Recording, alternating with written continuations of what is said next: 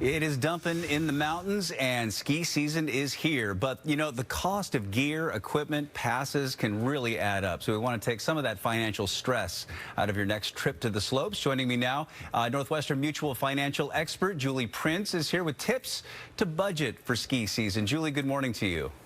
Good morning.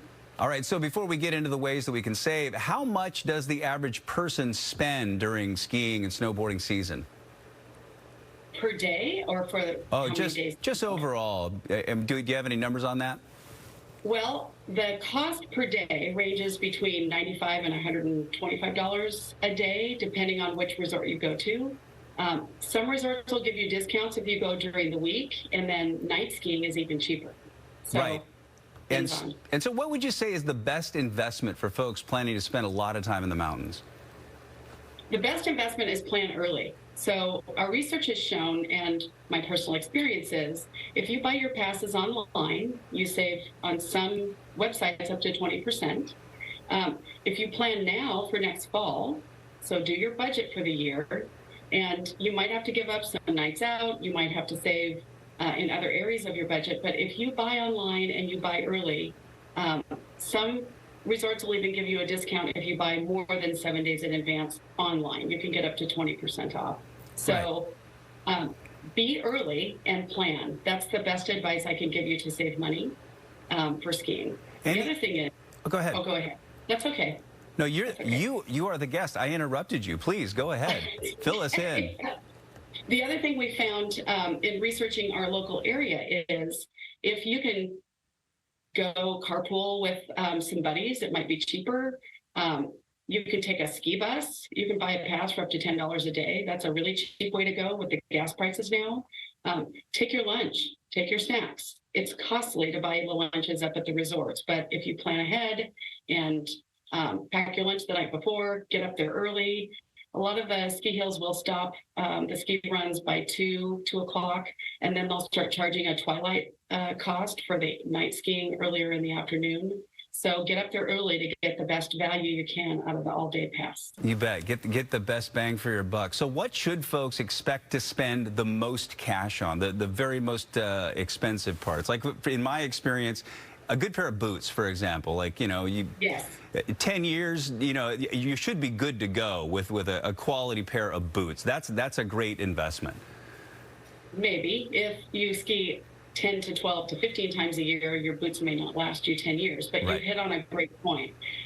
Ski equipment is going to be the most expensive, followed by the outfits. The nice part about the ski equipment in this region, again, if you plan ahead, put on your calendar now, if you want to ski in 2023-24, this area is Ski Swap. It's the greatest value. So if you have old equipment and you want to go turn it in and swap it for some new, that is the best value. The other thing we find, all the sporting goods stores in this area have sales, and they always have a sale rack. And ski wear doesn't go out of style. The skis and the technology improve over 10, 20 years. But year to year, they don't change that much. And they're trying to sell last year's boots, bindings, and skis. Oftentimes, they'll sell in a package. Some of the resorts will sell their used equipment because they've had it in their rental pool, and now they'll sell it in the sporting goods stores. So you can get some great values at some of the area sporting goods stores and outlets. There are a few outlets here, too.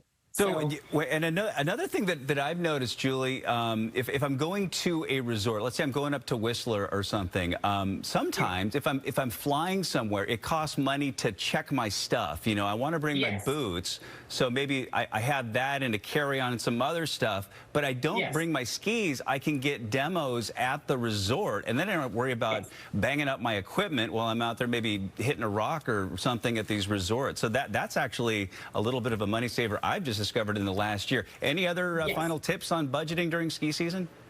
Yes. So when you do a vacation outside of this area, you can check a boot bag and shove a lot of stuff in there.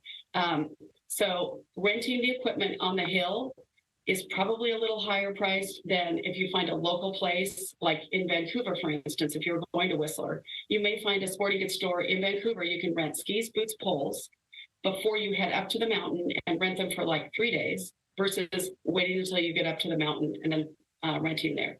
So looking locally, I know in Eastern Washington, over in Idaho, you can rent those skis, boots, poles a lot cheaper than on the hill. So Absolutely. do the research online. You can get a lot of savings just by researching the online. Northwestern Mutual financial expert Julie Prince, thanks so much for your time this morning. Great stuff.